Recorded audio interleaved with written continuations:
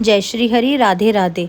आज हम सुनेंगे चतुर्मास में तीसरे दिन सुनी जाने वाली तुलसी माता की पौराणिक कथा और साथ में ही सुनेंगे बुधवार के दिन सुनी जाने वाली गणेश भगवान की कथा। तो पहले हम सुनेंगे तुलसी माता की कथा। तो प्रेम से बोलिए तुलसी माता की जय हो, श्री हरि विष्णु भगवान की जय हो। चतुर्मास का समय भगवान श्री हरि विष्णु और तुलसी माता की विशेष आराधना का समय माना जाता है। शास्त्रों में कहा गया है कि इन 4 महीनों में जो श्रद्धापूर्वक माता तुलसी की सेवा करता है उसके घर से सुख, शांति और समृद्धि कभी नहीं जाती। आज मैं आपको तुलसी माता की ऐसी दुर्लभ और प्रेरणादायक कथा सुनाने जा रही हूँ जिसे बहुत कम लोग जानते हैं। ये कथा हमें बताती है कि सच्ची भक्ति में धन नहीं बल्कि श्रद्धा का महत्व है। बहुत समय पहले एक पवित्र नगर में हरिदत्त नाम का एक निर्धन ब्राह्मण अपनी पत्नी के साथ रहता था। दोनों भगवान विष्णु के परम भक्त थे। उनके घर में धन नहीं था, लेकिन आंगन में बहुत सुंदर तुलसी का पौधा था।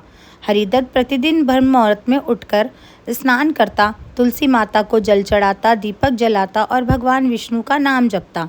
उसकी पत्नी भी पूरे प्रेम से तुलसी माता की सेवा किया करती थी। एक वर्ष चतुर्मास आरंभ हुआ। पूरे नगर में उत्सव जैसा वातावरण था। मंदिरों में भजन कीर्तन हो रहे थे। हरिदत्त ने निश्चय किया कि वह पूरे चतुर्मास तुलसी माता की अखंड सेवा करेगा। धीरे धीरे समय बीतता गया। तभी उस क्षेत्र में भयंकर अकाल पड़ गया। खेत सूख गए, वर्षा बंद हो गई और लोगों के घरों में अन्न समाप्त होने लगा। हरिदत्त के घर में भी केवल एक मुट्ठी चावल और थोड़ा सा आटा बचा था।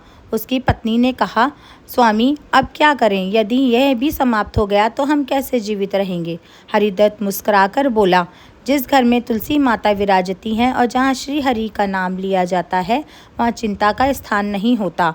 अगले दिन भी उसने तुलसी माता को जल चढ़ाया, दीपक जलाया, भगवान विष्णु का स्मरण किया। उसी समय एक वृद्ध सन्यासी उसके द्वार पर आ गए। उन्होंने कहा, बेटा 3 दिनों से भूखा हूँ, यदि कुछ भोजन मिल जाए तो बड़ी कृपा होगी। ब्राह्मण की पत्नी असमंजस में पड़ गई। घर में केवल वही अंतिम अन्न बचा था। हरिदत्त ने बिना देर किए कहा, पहले अतिथि का अधिकार है। उसने पूरा भोजन साधु को अर्पित कर दिया। साधु ने प्रेम से भोजन किया और आशीर्वाद देकर चले गए। अब घर में खाने के लिए कुछ भी नहीं बचा था। रात हो गई थी। दोनों पति पत्नी भूखे थे, लेकिन सोने से पहले भी उन्होंने तुलसी माता के सामने दीपक अवश्य जलाया। आधी रात को पूरे घर में अद्भुत प्रकाश फैल गया। हरिदत्त ने स्वप्न में देखा कि भगवान श्री हरि विष्णु स्वयं तुलसी माता के साथ उनके आंगन में खड़े हैं। भगवान मुस्कुराकर बोले, हे भक्त, तुमने भूखे रहकर भी अतिथि की सेवा की। तुमने कठिन समय में भी तुलसी माता की पूजा नहीं छोड़ी। यही सच्ची भक्ति है। तुलसी माता ने कहा, जिस घर में श्रद्धा रहती है वहाँ कभी दरिद्रता स्थायी नहीं रहती। सुबह जब दोनों जगे तो उन्होंने देखा कि जो अन्न का पात्र कल तक खाली पड़ा था वह अब अन्न से भरा हुआ है। आंगन में रखे मिट्टी के घड़े में भी जल से भरे थे। कुछ ही देर में नगर का एक धनी व्यापारी उनके घर आया। उसने कहा, कल रात मैंने स्वप्न में भगवान विष्णु को देखा।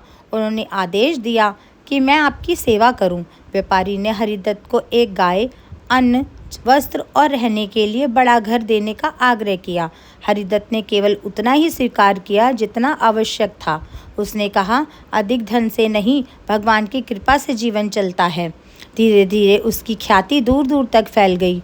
लोग उनसे पूछने लगे, आपके जीवन में इतना बड़ा परिवर्तन कैसे आया? हरिदत्त ने केवल एक ही उत्तर दिया, यह सब तुलसी माता की कृपा और भगवान श्री हरि पर अटूट विश्वास का फल है।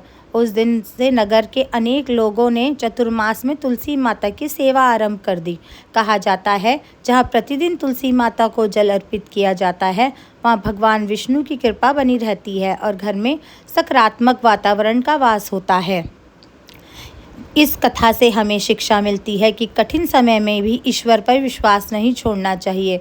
श्रद्धा, सेवा और दया का फल अवश्य मिलता है। तुलसी माता की पूजा केवल एक परंपरा नहीं बल्कि भगवान श्री हरि के प्रति प्रेम और समर्पण का प्रतीक है। तो प्रेम से बोलिए, तुलसी माता की जय हो, विष्णु भगवान की जय हो। अब हम सुनेंगे बुधवार के दिन सुनी जाने वाली बुध भगवान और गणेश जी की कथा। तो प्रेम से बोलिए, गणपति महाराज की जय हो। बहुत समय पहले अवंती नगरी में धर्मपाल नाम का एक व्यापारी रहता था। वह परिश्रमी था, परंतु पिछले कुछ वर्षों से उसका व्यापार लगातार घाटे में जा रहा था। जो भी काम शुरू करता किसी न किसी कारण रुक जाता। घर में भी अशांति बढ़ने लगी। एक दिन वह अत्यंत दुखी होकर नगर के बाहर स्थित एक प्राचीन गणेश मंदिर पहुंचा। वहां एक वृद्ध संत भगवान गणेश का ध्यान कर रहे थे। व्यापारी ने उनके चरण स्पर्श कर कहा, गुरुदेव, मैं मेहनत करता हूँ, किसी का बुरा नहीं चाहता, फिर भी मेरे सभी कार्य अधूरे रह जाते हैं। इसका कारण क्या हो सकता है? संत मुस्कुराए और बोले, बेटा, हर कठिनाई केवल भाग्य से नहीं आती। कभी कभी भगवान हमें धैर्य और श्रद्धा की परीक्षा भी देते हैं। यदि तुम पूरे मन से लगातार 21 बुधवार भगवान गणेश का व्रत करो, दुर्वा अर्पित करो, किसी भूखे को भोजन कराओ और अपने व्यवहार में विनम्रता लाओ, तो विघ्नहर्ता स्वयं तुम्हारा मार्ग प्रशस्त करेंगे। धर्मपाल ने उसी दिन से नियम बना लिया। हर बुधवार प्रातः स्नान कर वे गणेश जी को सिंदूर, दुर्वा और मोदक अर्पित करता, गणेश मंत्र का जप करता और दिन भर सत्य बोलने का प्रयास करता। कुछ ही सप्ताह बीते थे कि उसका पुराना व्यापार धीरे धीरे सुधरने लगा। जो ग्राहक वर्षों से नहीं आए थे वे फिर लौटने लगे, लेकिन सफलता मिलते ही उसके मन में अहंकार आने लगा। उसने सोचा, ये सब मेरी बुद्धि और मेहनत का परिणाम है। धीरे धीरे उसने बुधवार का व्रत छोड़ दिया, मंदिर जाना बंद कर दिया। कुछ ही महीनों में वहीं स्थिति लौट आई। माल का नुकसान हुआ, व्यापार रुक गया और परिवार में कलह बढ़ गया। एक रात उसने स्वप्न देखा। भगवान गणेश उसके सामने प्रकट हुए। उनके मुख पर करुणा थी। उन्होंने कहा, धर्मपाल, तुमने सफलता इसलिए नहीं मिली क्योंकि तुम्हारे भीतर श्रद्धा और विनम्रता थी। जब तुमने ये समझ लिया कि सब कुछ केवल तुम्हारे प्रयास से हुआ है, तब तुम्हारे मन से भक्ति दूर हो गई। जहाँ अहंकार बढ़ता है वहाँ विवेक घटने लगता है। धर्मपाल की आंखें खुल गईं। वह रो पड़ा। अगली सुबह वह नंगे पांव मंदिर पहुंचा। उसने हाथ जोड़कर कहा, प्रभु, मुझे क्षमा करें। मैंने आपकी कृपा को अपना सामर्थ्य समझ लिया। अब मैं कभी अहंकार नहीं करूँगा। वृद्ध संत वहीं बैठे थे। उन्होंने कहा, भगवान गणेश दंड देने में नहीं, सुधारने में विश्वास रखते हैं। जिसने अपनी भूल स्वीकार कर ली, उसके लिए कृपा के द्वार फिर खुल जाते हैं। धर्मपाल ने फिर से श्रद्धापूर्वक बुधवार का व्रत आरंभ किया। समय के साथ उसका व्यापार पहले से भी अधिक बढ़ा, लेकिन इस बार उसके स्वभाव में विनम्रता थी। उसने अपनी आय का एक भाग गरीबों, विद्यार्थियों और मंदिर की सेवा में लगाना शुरू कर दिया। नगर के लोग उससे पूछते, तुम्हारे जीवन में इतना परिवर्तन कैसे आया? वह मुस्कुराकर कहता, जब मैंने भगवान गणेश को केवल संकट में याद किया तब मुझे राहत मिली, लेकिन जब मैंने उन्हें अपना मार्गदर्शक बना लिया तब मेरा पूरा जीवन बदल गया।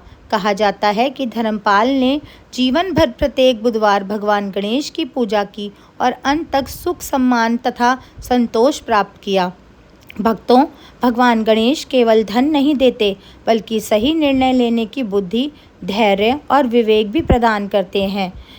यदि बुधवार के दिन सच्चे मन से भगवान गणेश का स्मरण किया जाए, अपने कर्म में ईमानदारी से किए जाए और अहंकार से बचा जाए, तो जीवन की अनेक बाधाएं धीरे धीरे दूर होने लगती हैं। यदि आपको भगवान श्री गणेश का यह पावन कथा पसंद आई हो तो वीडियो को लाइक करें, अपने परिवार और मित्रों के साथ साझा करें और कमेंट में अवश्य लिखें। ओम गण गणपतये नमः।